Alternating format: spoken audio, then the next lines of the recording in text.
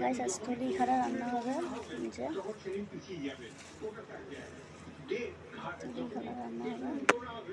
যে তলি খাড়া রান্নার জোগাড় হয়ে গেছে। বেগুন, আলু, তলি খাড়া এখন সরু সরু করে এখন ছোটো ছোটো সাইজ করে কাটা হয়ে গেছে।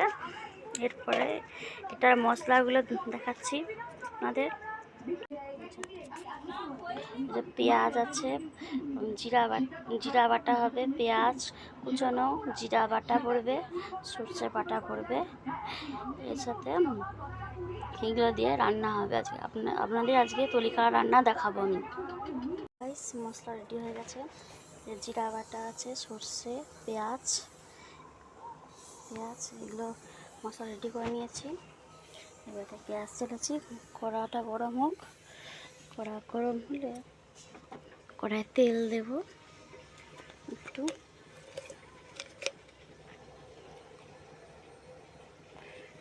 পরিমাণ মতো তেল দিয়ে দিতে হবে। তেল দিয়ে তার মধ্যে একটু পাঁচফোড়ন দিতে হবে।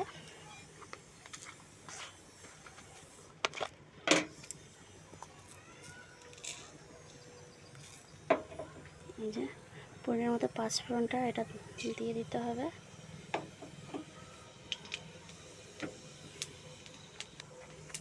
পাঁচফোড়ন দেওয়া হয়ে গেলে পেঁয়াজ দিয়ে দিতে হবে। পেঁয়াজ দিতে হবে, দিয়ে একটু নাড়তে হবে।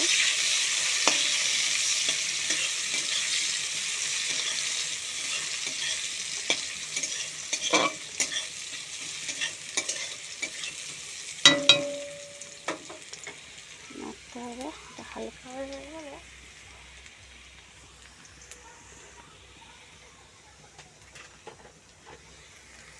এই যে তেলা কুচি যে শাকগুলো আছে, বেগুন কুচানোর জন্য সব রাখা আছে, এগুলো তো সব দিয়ে দিতে হবে। এর মধ্যে একটুখানি দিতে হবে, দিয়ে নাড়তে থাকতে হবে।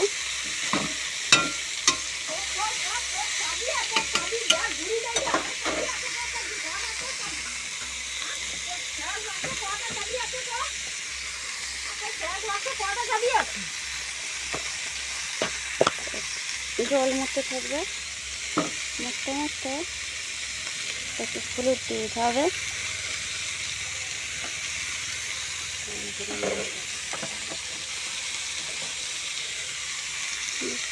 পরিমাণ মতো হলুদ দিয়ে একটুখানি কম করে তো নুন দিতে হবে,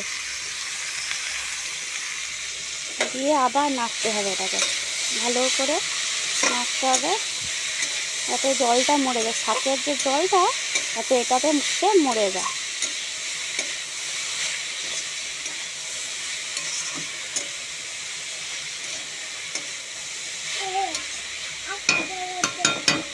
দিয়ে 5 মিনিট আগে একটুখানি জলটা মরতে দিতে হবে, দিয়ে মরতে দিতে হবে। চাপা দিয়ে কোনো কিছু চাপা টাপা দিয়ে মরতে দিতে হবে। এবারে দেখো আস্তে আস্তে হালকা হয়ে মরে গেছে, বেশ কি সুন্দর লাগছে, নরম হয়ে জল মরে গেছে। শাকের পাতা একটু জল মরে গেলে একটুখানি লঙ্কা গুঁড়ি দিয়ে দিতে হবে, সামান্য পরিমাণ মতো হালকা একটু লঙ্কা গুঁড়ি দিয়ে নাড়তে হবে। নাড়তে এটা মিলে গেলে লঙ্কা গুঁড়ি এর সাথে একটু সর্ষে বাটা দিয়ে দিতে হবে। এর মধ্যে আমি যে সর্ষেটা বেটে রেখেছিলাম, পেস্ট করে রেখেছিলাম, সেই পেস্টটাকে এর মধ্যে দিয়ে দেবো পুরোটা। দিয়ে একটু না এর মধ্যে একটু জল দিয়ে দিতে হবে।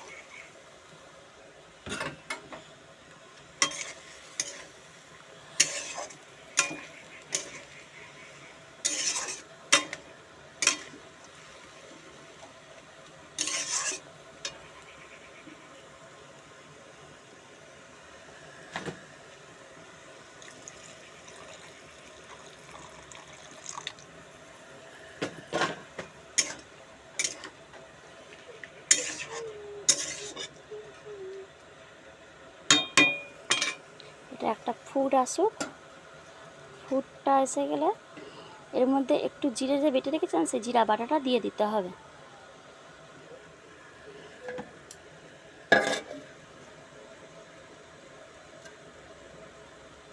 দেখুন একটু ফুট এসে গেছে। ফুটে আসে, জিরা বাটাটা আমি দিয়ে দিচ্ছি এখানেতে।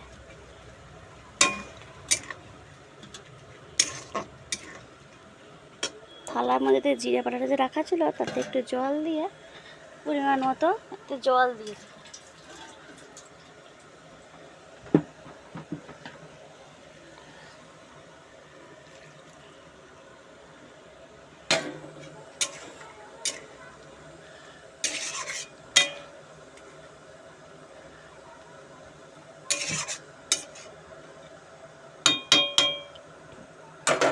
পরিমাণ মতো জল দিয়ে এটা আবার চাপা দিয়ে দিচ্ছি 10 মিনিট মতো।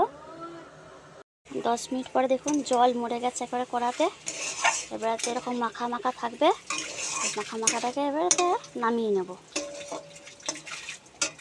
গ্যাসটা বন্ধ করে দিয়ে এবারে নামিয়ে নেব।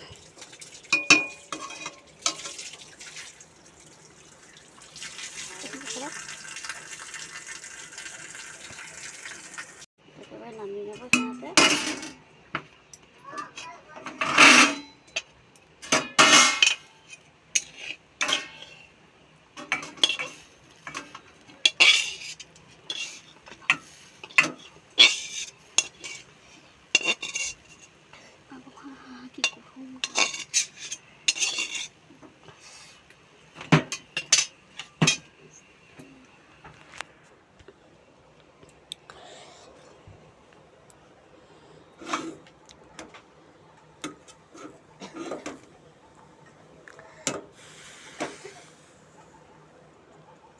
দেখুন এবারে আমার শাকের তরকারি তৈরি, তলিখাড়ার তরকারি তৈরি।